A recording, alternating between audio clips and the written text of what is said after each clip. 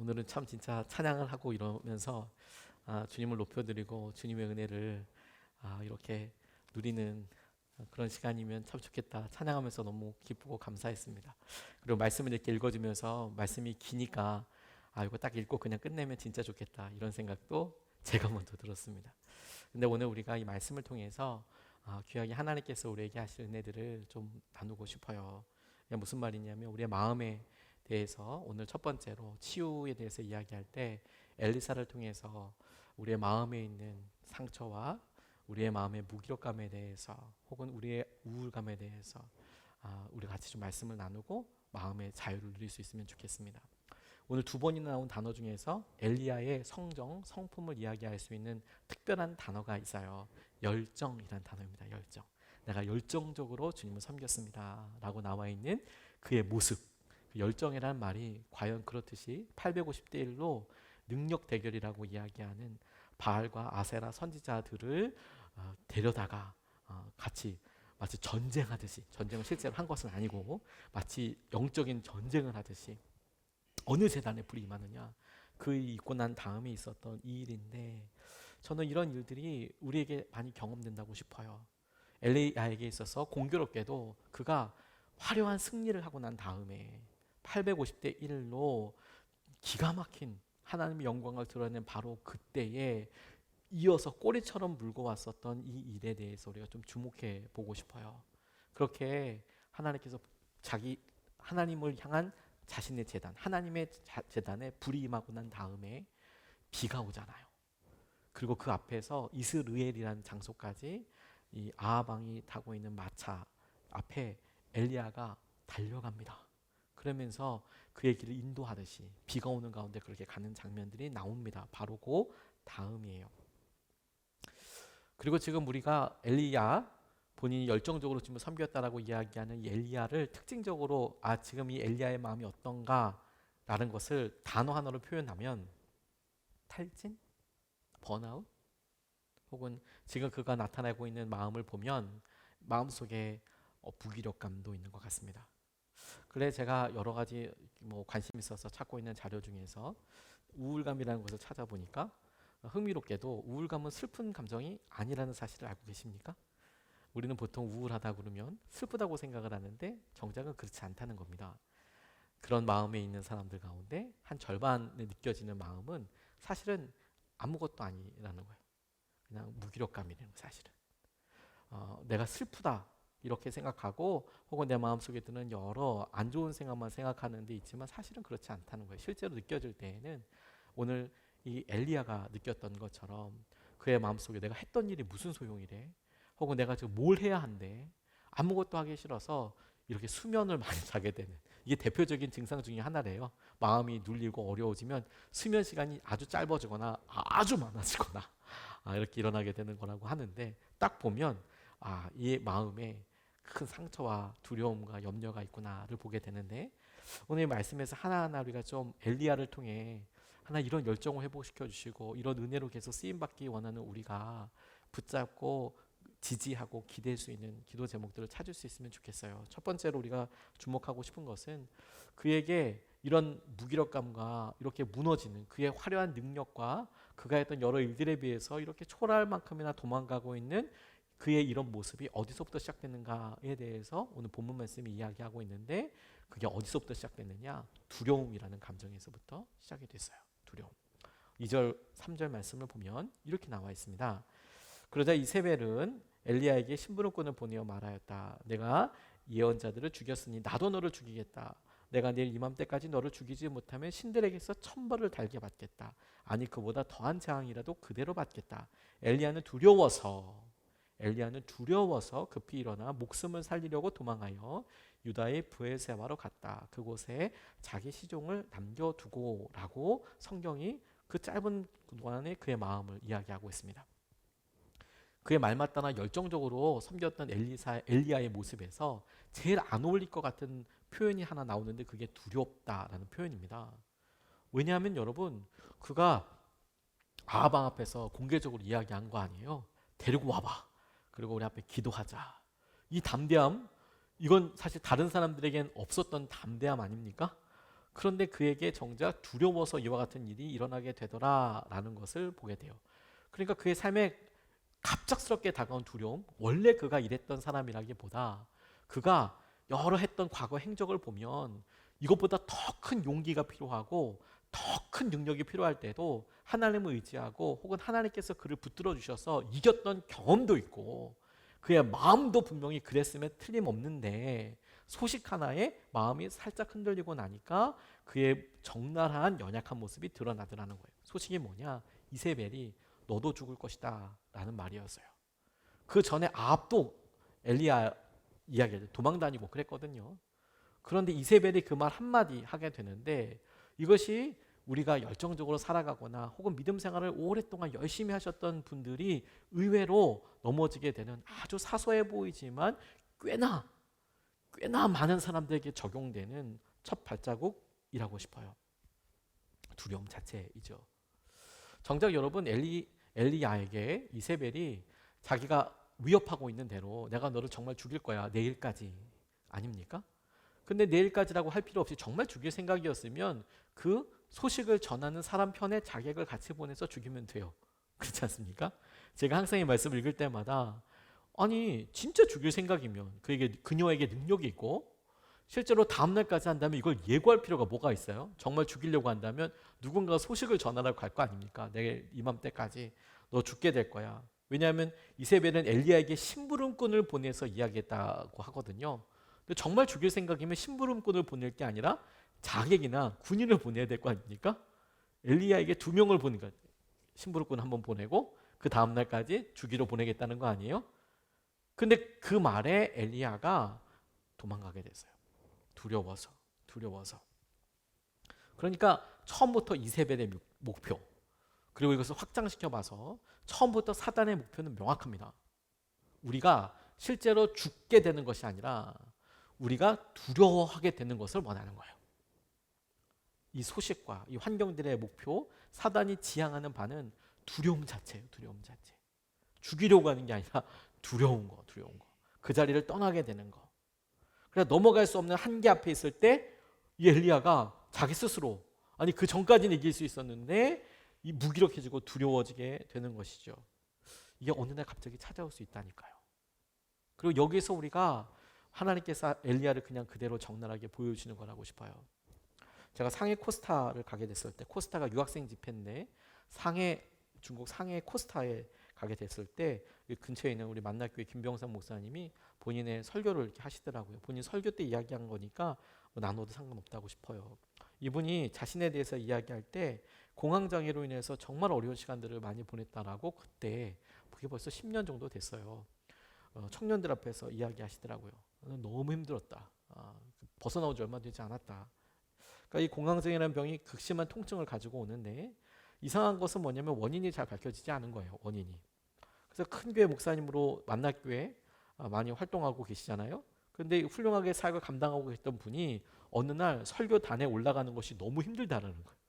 어느 날 갑자기 오랜만에 한 게 아니고 매주마다 혹은 매일마다 단에 올라가서 기도하거나 말씀을 전하거나 기도를 하게 되지 않겠습니까? 그런데 어느 날 갑자기 내가 저기서 설교를 할 수 있을까? 이게 두려워지더라는 거예요. 어느 날 갑자기 설교를 시작했는데 내가 이 30분, 40분 설교를 끝까지 마칠 수 있을까? 이게 너무 두렵다는 거예요. 여러분 이해가 가십니까?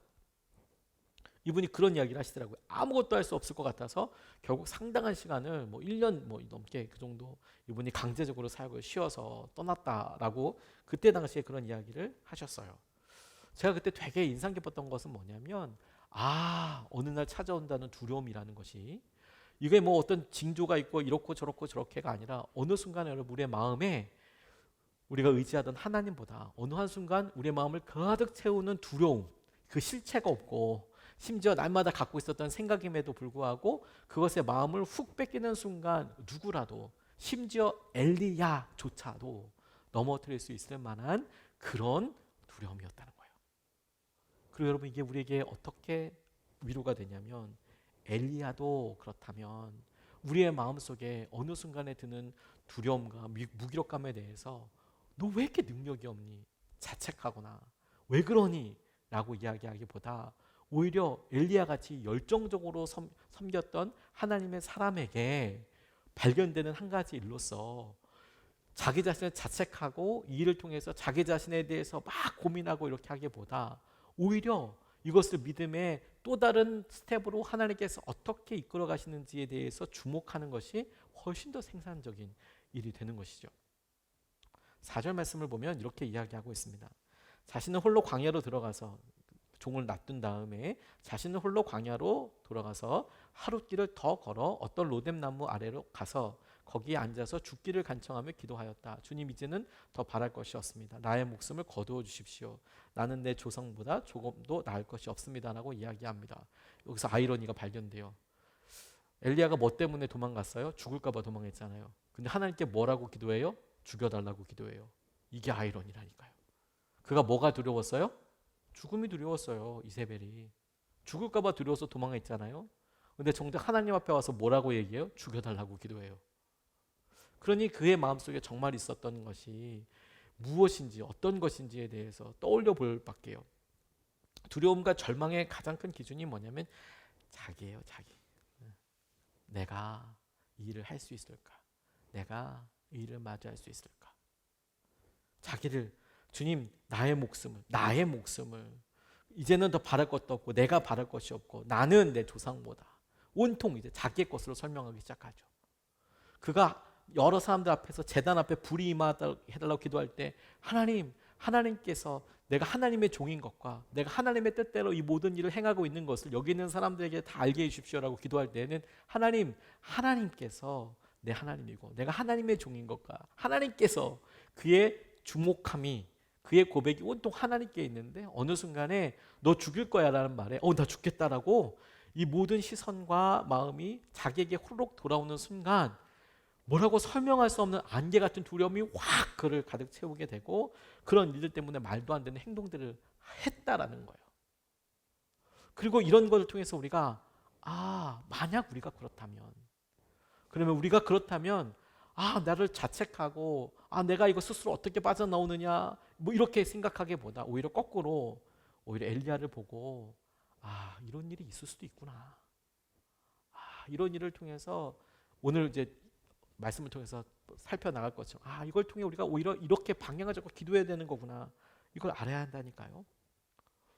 이런 상황에서 여러분 우리가 본문을 다 일부러 길지만 다 읽었던 이유가 하나님께서 엘리야가 지금 목숨 때문에 도망쳤잖아요. 심지어 하나님께 죽여달라고 이야기하고 있잖아요. 근데 하나님은 엘리야를 탓하지 않으십니다. 오늘 본문에 어디서도 예라 이놈아 뭐하냐 이놈아 이렇게 탓하지 않으세요. 하나님께서 엘리야가 도망쳤는데 나타나셔서 부끄럽다. 야, 너 진짜 부끄러워. 뭐야? 850대 1이잖아. 다 죽었잖아. 부끄럽다. 야, 너 어찌 기도했니? 이렇게 탓하거나 비난하거나 그에게 잘못했다고 너 빨리 말해. 이렇게 이야기하거나 책임을 물으신 것이 아니었어요. 그냥 안타깝게 먹으셨습니다.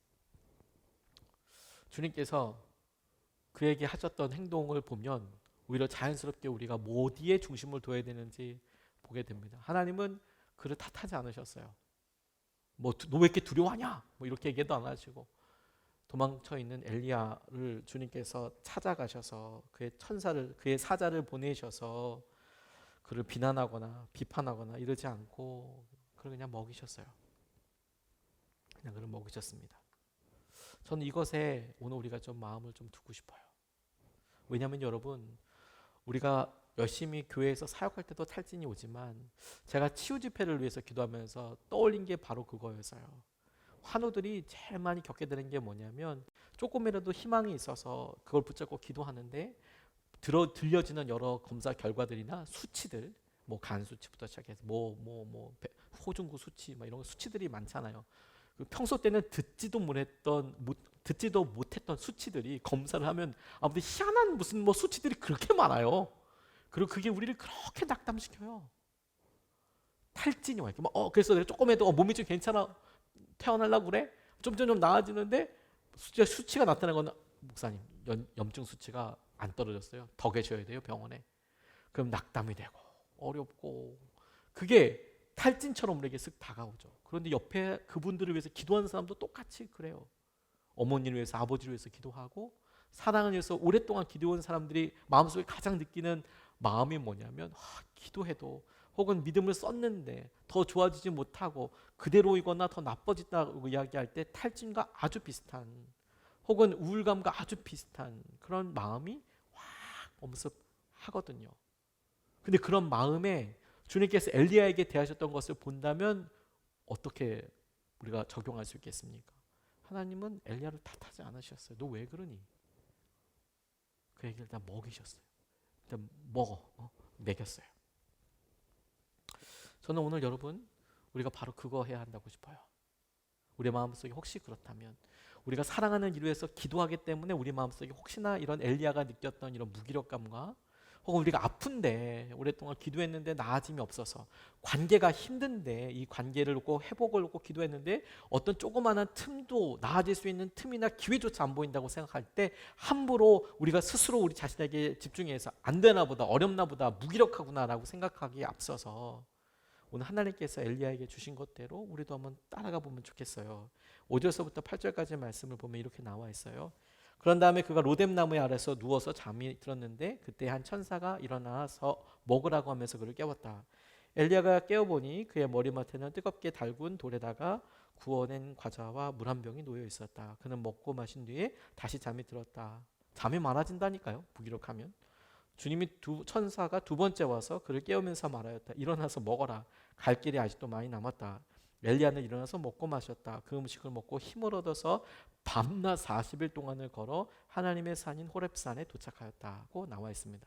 제가 보기에는 이것이 성경의 역사적인 기록 가운데 기록으로 남아있는 배달의 첫 번째 모습이 아닐까? 배달의 민족은 우리가 아니라 사실은 이스라엘 민족이었던 것 같아요. 천사가 배달해요.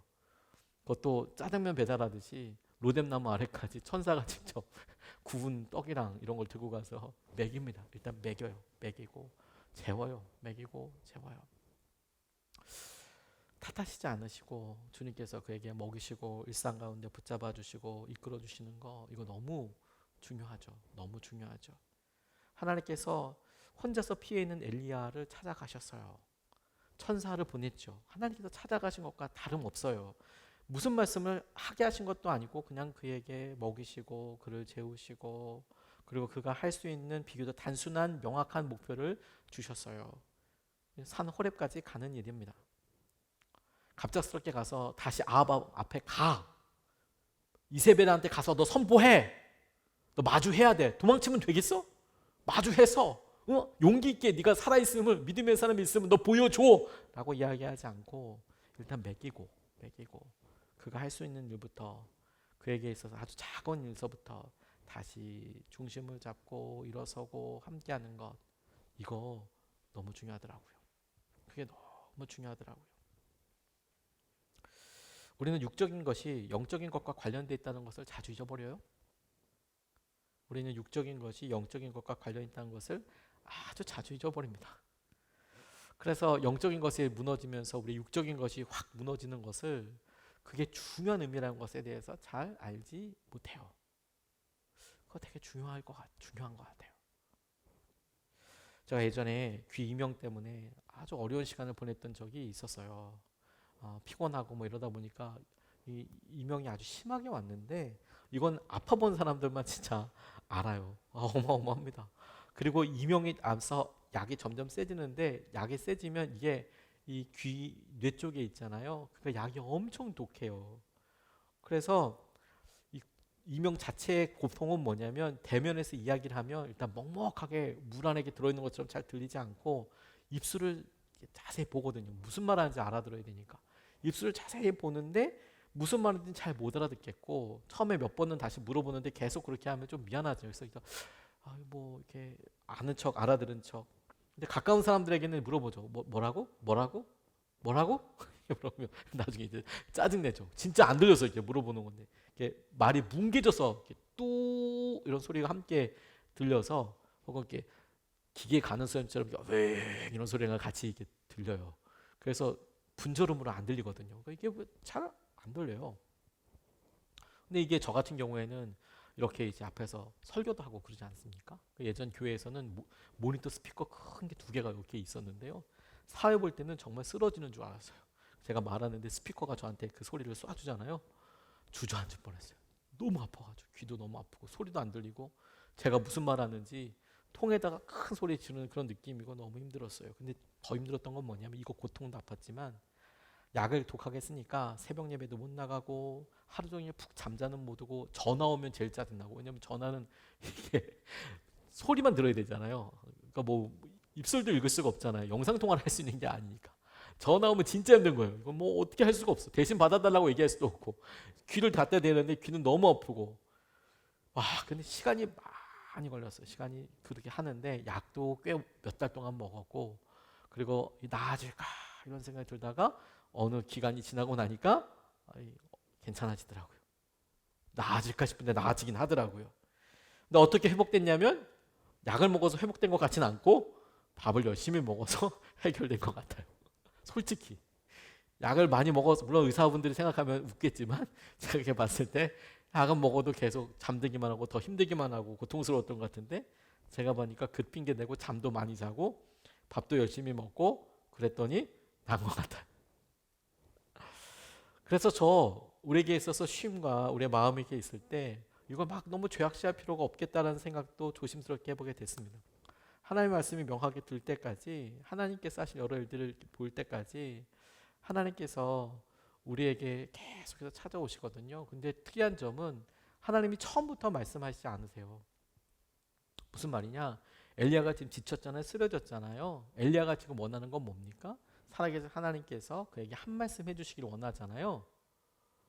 그러면 처음에 그렇게 지쳐서 쓰러져 있을 때가 사실 엘리야의 마음에 있어서는 제일 하나님의 음성이 직접 필요할 때 아니겠어요? 그가 제일 갈망할 때 아니었겠어요? 지금 도망쳐 있을 때잖아요. 근데 하나님이 천사를 보냈을 때 매겨. 하나님 음성을 듣게 일단 매겨. 그리고 2번이나 매기고 그 다음에 40일이나 가. 그 40일 동안 성경에 나와 있지는 않았지만 금식했을 것 같지는 않고 뭐 쓰여 있지 않기 때문에 누가 밥을 줬다 이렇게 얘기하기는 뭐하지만 적어도 앞뒤 정황상을 보면 엘리야에게 배달 서비스가 2번이나 갔잖아요. 그러면 그가 어디 있든지 분명히 하나님의 GPS가 그를 찾아서 뭘 줬을 것 같긴 하지만 뭐 성경에 나와 있지 않은 것에 대해서 제가 뭐라고 얘기할 수는 없을 것 같습니다. 40일 동안 호렙까지 걸어가요. 그리고 처음부터 말씀하시지 않으셨어요. 11절에서부터 12절 말씀이 이렇게 이야기합니다. 주님께서 말씀하셨다. 이제 곧 나 주가 지나갈 것이니 너는 나가서 산 위에 주 앞에 서 있어라. 크고 강한 바람이 주님 앞에서 산을 쪼개고 바위를 부수었으나 그 바람 속에 주님께서 계시지 않았다. 그 바람이 지나가고 난 뒤에 지진이 일었지만 그 지진 속에도 주님께서 계시지 않았다. 지진이 일어나고 난 뒤에 불이 났지만 그 불 속에도 주님께서 계시지 않았다. 그 불이 난 뒤에 부드럽고 조용한 소리가 들렸다고 이야기합니다.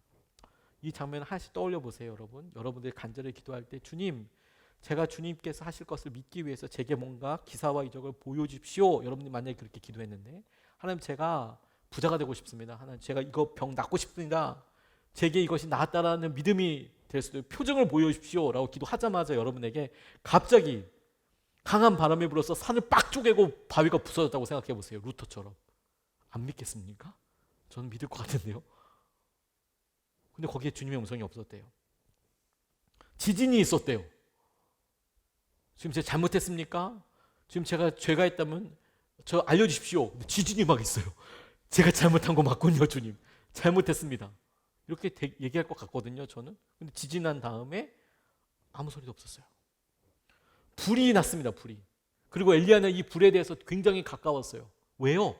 바로 이 전 사건이 하늘에서 불이 임해서 그 쌓아놓은 제단에 불이 확 임해서 거기에 있는 재물들과 물과 또랑까지 도랑에 있는 물까지 다 할 듯이 싹 불났던 거잖아요. 불. 근데 그 불이 확 났어요. 거기도 주님이 계시지 않더래요. 그리고 그러고 난 다음에 조용하고 부드러운 음성이 소리가 들렸답니다. 기사와 이적과 큰 일들이 아니라 정작 지금 엘리야에게 그렇게 훌륭하게 쓰임받았던 이 엘리야에게 기도하면서 하나님께서 그의 기도를 들어주시고 직접 말씀하셨던 이 엘리야에게 주님께서 이 사이에 있었던 여러 일들을 과정으로 본다면 다시 말씀하실 때까지 적지 않은 시간이 필요했고 적지 않은 과정이 필요했고 적지 않은 기사와 이적들이 분명히 있었지만 그 어떤 것도 하나님께서 적어도 엘리야가 알아들을 수 있는 음성, 엘리야가 알아들을 수 있는 말씀이 아니고 그런 모든 것 뒤에 하나님께서 세미한 음성으로 그에게 말씀하여 주셨어요. 그리고 정작 그 세미한 음성은 아무리 추측해봐도 언제든 하나님께서 하실 수 있는 말씀이고 언제라도 엘리야가 귀를 기울였다면 들을 수 있었을, 아니 그 두려움의 순간에서도 이 세미한 음성은 항상 들렸을 법한 소리인데 그의 두려움이 어떻게 거쳐지느냐, 이 모든 과정과 시간 때문에 다 거쳐지고 그러고 나서야 비로소 세미한 음성으로 들리더라는 거예요.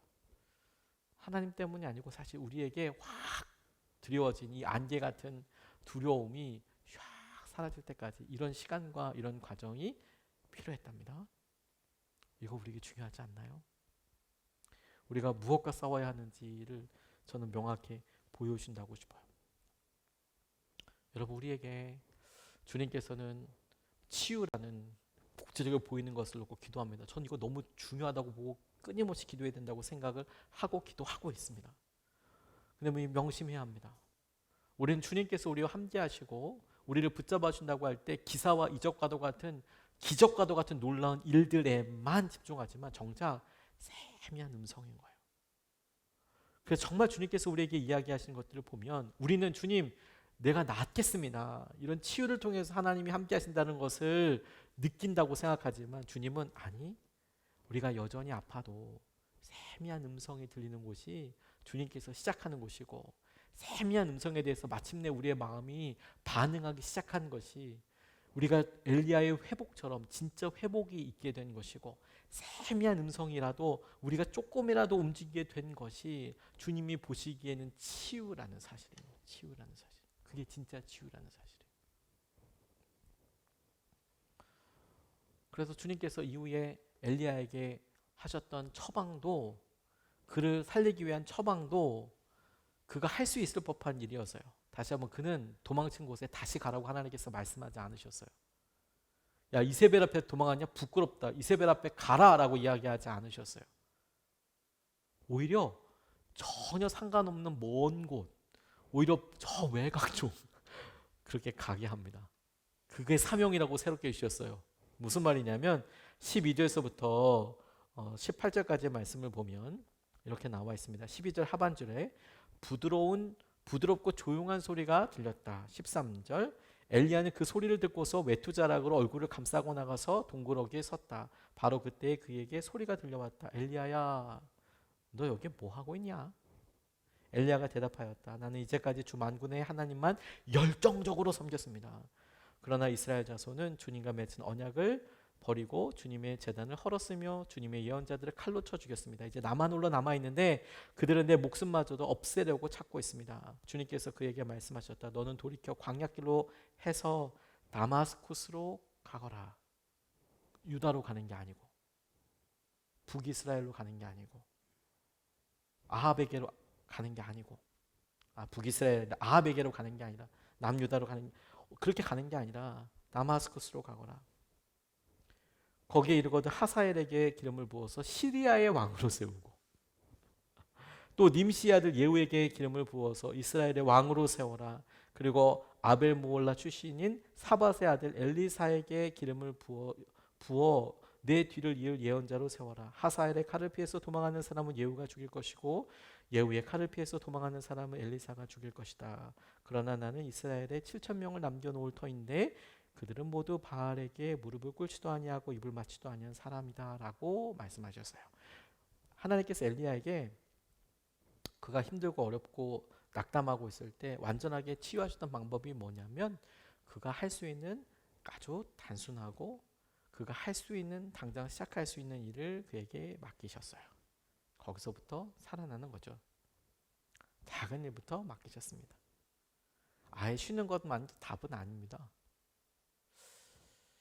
일단 가는 거, 그리고 하사엘을 시리아의 왕으로 세우는 거, 북이스라엘 왕으로 예후를 섬기는 거. 놀라운 일은 그 예후가 나중에 이세벨을 죽이게 되죠. 예후가. 그리고 엘리사를 세우는 것이었습니다. 절대 그가 꺾어졌을 때 다시 맞서라, 용기를 내라. 사실 마음이 힘들고 어려운 사람에게 힘내라는 말만큼 참 마음이 어려운 말이 없잖아요. 열심히 하고 있는데 어려운 거잖아요. 근데 힘내라고 이야기하면 뭐 어떻게 하라는 말이에요?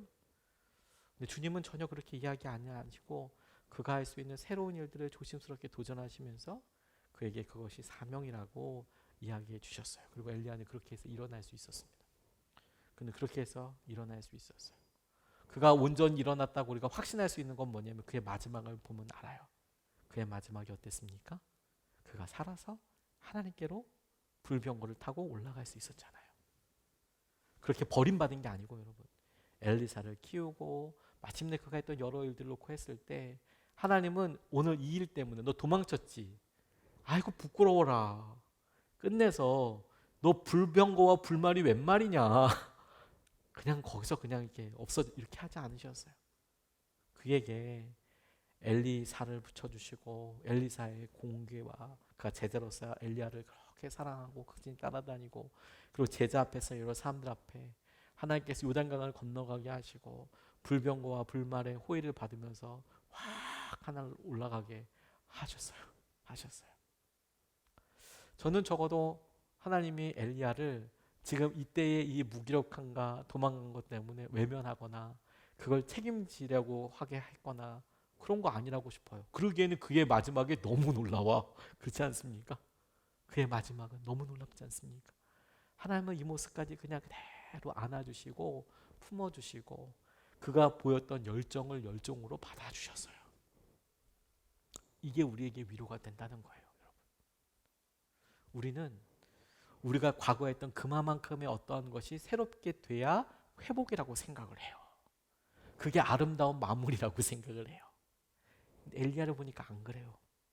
오히려 엘리야의 삶을 쭉 보면 가장 피크라고 가장 최고조라고 할 때는 누가 뭐라고 그래도 아마 다들 850대 1 그 능력 대결 장소이지 않을까요? 갈멜산? 누가 보더라도 엘리야 갈멜산 850대 1 기도했더니 불 떨어지고 다 이겨. 이랬던 것을 기억할 텐데. 물론 그에게 기적들이 많이 있었습니다만 그게 가장 놀라운 것 같다고 피크라고 최고조라고 생각할 텐데 그 이후에 넘어졌다고 하나님께서 그를 더하거나 덜하거나 생각하지 않으시고 하나님은 그를 포기하지 않으시고 그에게 새롭고 850대 1에 비하면 누구 찾아가서 기름 붓고 세우고 하는 것이 작아 보인다 할지라도 하나님은 엘리야를 작다고 여기지 않으셨을 뿐만 아니라 그의 삶을 탓하지도 않으시고 오히려 그의 삶을 아름답게 마감할 수 있도록 이끌어 주셨어요. 이게 우리에게 힘이 돼요. 여러분, 우리가 우리 스스로 한계를 지을 필요가 없다고 싶어요. 과거의 내 모습이 이랬는데 그 모습 때문에 내가 왜 되지 못하지에 마음이 가 있을 게 아니라 여전히 나를 쓰시는 하나님 앞에 내가 겸손히 반응하면 되는 거예요. 하나님 날 쓰시고 하나님 이끌어 주시고 그렇게 보면 여러분 저는 치유를 놓고 기도하는 이것이 주님께서 보여주시는 모습이라고 싶어요. 엘리야의 모습이 외적으로 어디가 아팠다라고 볼 수는 없지만 그가 그렇게 화려했던 순간을 보면 마치 도망치고 그 이후의 것은 마치 저는 듯 믿음이 아픈 듯 그래 보이지 않습니까? 네, 저는 그렇게 보여졌어요. 근데도 하나님은 그 모습 그대로 쓰시잖아요. 주님을 향해서 뜨겁게 열정적으로 사랑했던 집사님, 권사님이 어느 날 몸이 아프고 힘들어서 엘리야처럼 좌절하고 낙담할 수 있죠. 회복을 놓고 막 기도하는 거예요. 본인이 원하는 만큼 그 시간만큼 빨리 혹은 완전히 회복이 안 되는 것 같아요. 그랬는데 거기에 대해서 점수를 매기듯이 예전이 100점이면 지금은 30점. 그럼 나는 버려진 건가? 포기한 건가? 아무것도 아닌가가 아니라 아니요. 하나님은 그 모습 그대로 우리가 주님을 믿고 의지하는 것을 따라 우리를 아름답게 쓰실 거예요. 그는 또 다른 주님의 부르심과 사명에 대한 장이 바뀌고 챕터가 바뀌고 하나님께서 쓰실 은혜이 돼. 우리가 함부로 과거보다 못해라고 낮은 점수를 줄 필요도 없이 하나님이 엘리야를 귀하게 쓰였던 것처럼 우리가 아파도 혹은 완전한 치유를 받아도 하나님께는 소중하고 귀중한 엘리야, 영적인 엘리야, 하나님의 사람인 것을 우리가 오늘 붙잡아야 하는 거예요.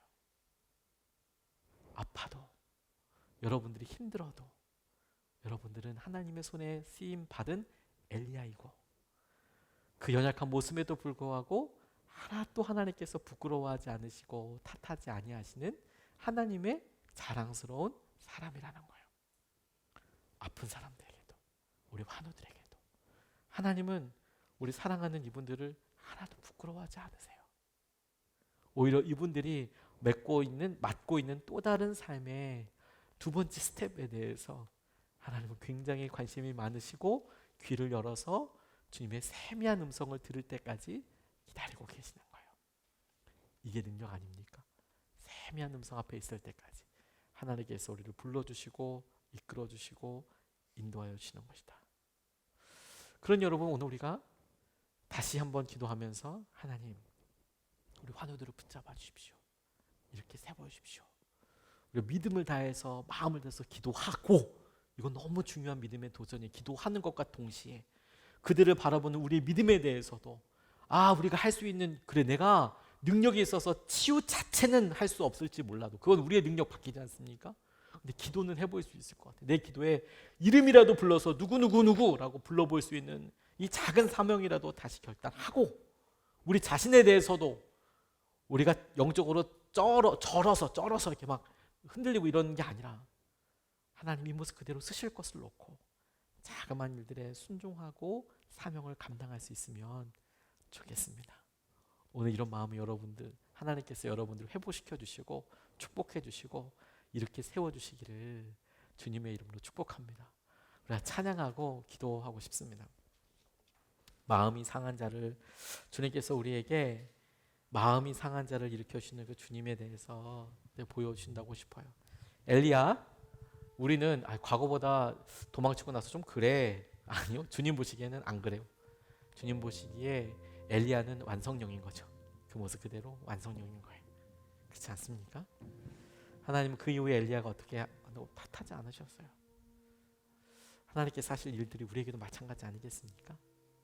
마음이 상한 자를 치유하시고 고치는 주님, 하늘의 아버지, 우리를 주관하시고 우리 사랑하는 환우들을 붙잡아 주셔서 주님 오늘 채워주시고 다시 한번 일어서서 기도하고 치유를 위해서 기도하고 포기하지 않고 사랑을 위해서 메어 달리게 하여 주십시오. 자, 우리 찬양하고 같이 함께 기도하겠습니다.